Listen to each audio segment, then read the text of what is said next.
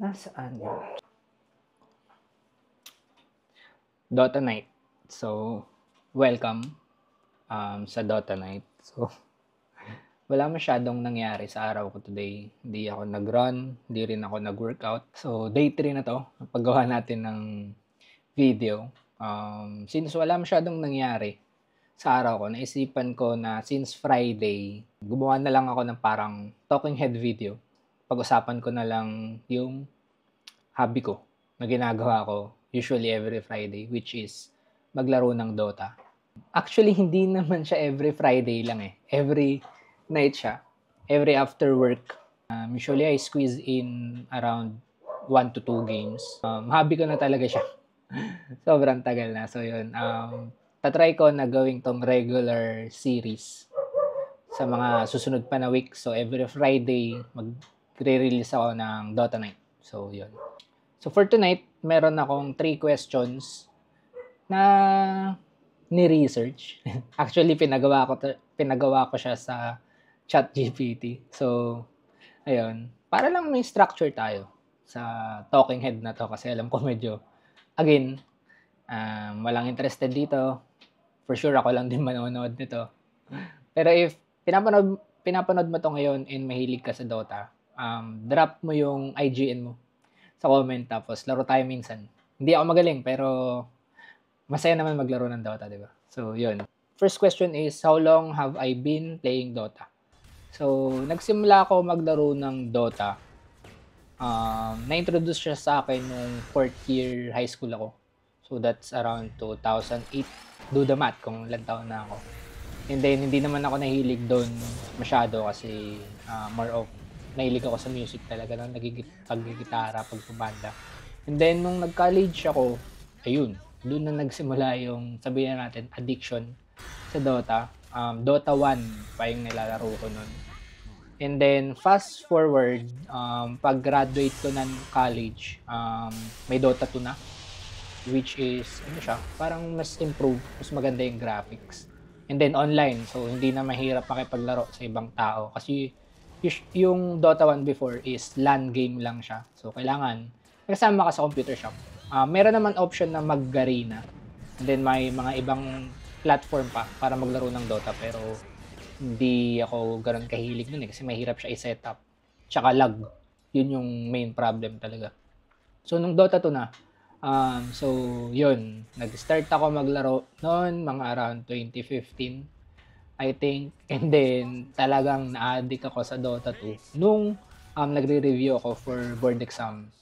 So 2016 nung nag-board exam ako for ECE. Yun, nag-stay ako nun sa Manila and then every other night ng review namin is nagdo-Dota kami. TNC pa yung com shop na yun. So, ayun, from there on, kahit nung nag-work na ako, nagdo-Dota pa rin talaga ako every night. Nag-stop lang ako siguro nung 2000, I think, 2018. And then, nag-start bumalik ulit ako nung pandemic. Kasi syempre, nasa bahay ka lang, wala kang ginagawa. Ayun. Tapos nung pandemic, wala, tuloy-tuloy na. Hanggang ngayon, 2024. Ang malala pa doon, nung pandemic ako nag-start bumili. Sabihin, gamitin natin yung term na mag-invest sa mga skins or mga iba pang purchasable sa game. So, yun. Nag-enjoy naman ako kasi syempre maganda yung hero mo. Ganun. Moving on sa next question kasi doon na tayo papunta. Yun nga, nagsimula na ako bumili ng mga things sa game. So, second question is, what do I enjoy in Dota? Yun. Una, syempre, yung graphics. Gusto ko yung graphics niya. Options to customize yung mga hero. Ayun. Hindi naman siya pay to win na game, pero magaganda kasi yung ibang skins eh. So, lalo na kung dati ka pa bumibili, may mga arcana na tinatawag na maganda talaga siya sa hero and hindi na siya available ngayon. So, ayun, pag nakakita ka, nostalgic din siya. And then also, cool. Yun. Second is, gusto ko yung mechanics ng game. Yung technicality ng game. Ang weird nga eh, kasi parang Noong 2016, naglalaro lang ako na wala lang, just to enjoy. And then ang mga iniisip ko lang talaga nun dapat magaling ako mag-last hit, mag-deny, ayun. Pero nung nag-start ako nung 2020 ulit, parang late nag-mature yung utak ko. Dun ko na-realize na yung sa Dota kasi meron ding mga, strategies, tapos may mga roles na ngayon, may mga roles na, support, offlane, and then mid, and then safe lane. So nag-focus ako sa pag-play ng role na support. So, habang nag-play ako ng role na support, dun ko mas naintindihan yung game. So, yung warding, yung strategies, yung timing ng mga items, yung timing ng heroes. Ayun, parang naging nerdy yung game. So, ayun, hindi ko siya ma-explain eh. Kaya pag yung ibang tao sinasabi na hindi mo pa rin na-outgrow yung Dota. Kasi for me, evolving pa rin siya eh. Parang kahit matagal na ako naglalaro, hindi ko pa rin nare-reach na alam ko yung game. So, ayun, gusto ko talaga yun, yung mechanics and then yung technicality. Kasi madami pa rin pwedeng i-explore eh. So, every patch, nagkakaroon ng bagong meta. And then, kailangan mo mag-learn ng bagong things. Tapos, for example, ngayon, nagbago yung map. And kailangan mo ulit aralin kung paano gumalaw sa mapa. And then, yung mga timings. So, next is, kung ano yung na-enjoy ko is, ang weird, pero na-enjoy ko yung toxic na mga players.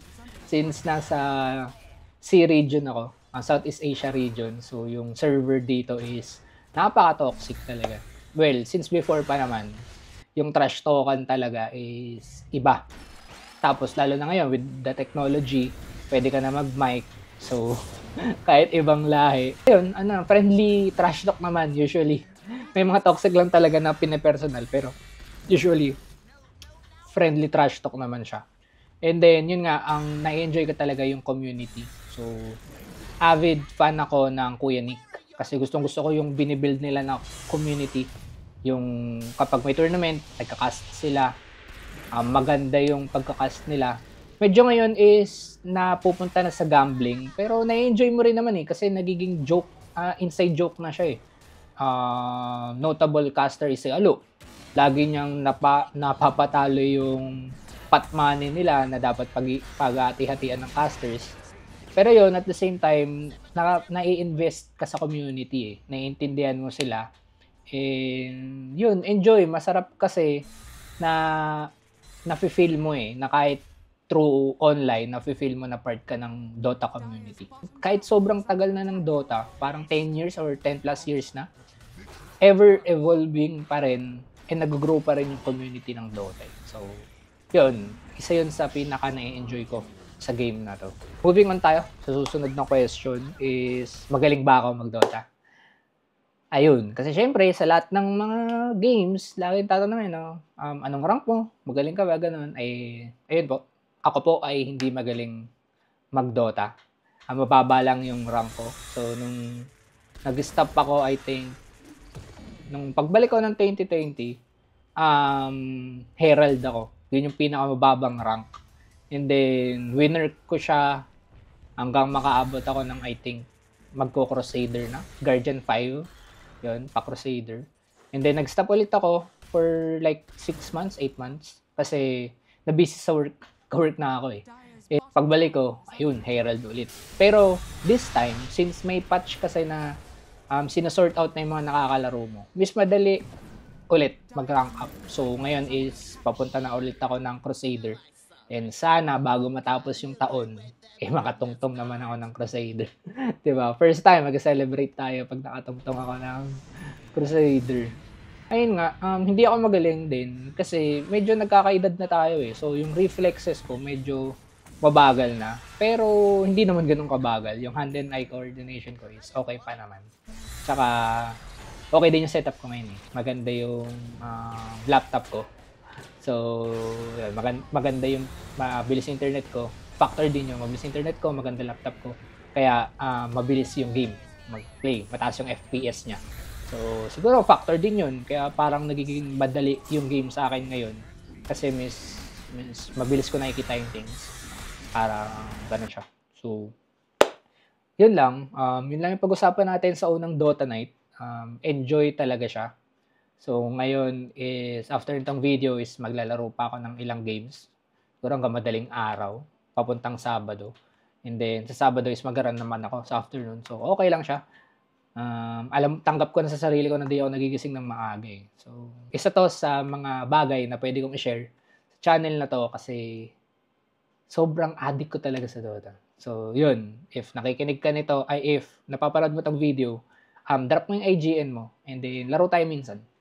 Hindi ako magaling pero mag-enjoy tayong dalawa. So, yun. Di ko alam kung maganda 'tong talking head video na 'to, pero if you like this content and gusto mo akong sundan sa journey ko dito sa pag-create ng content, 'di ba? Don't forget to like, comment, and subscribe. Peace. Laro muna ako para makaalis na ako ng Guardian. Peace.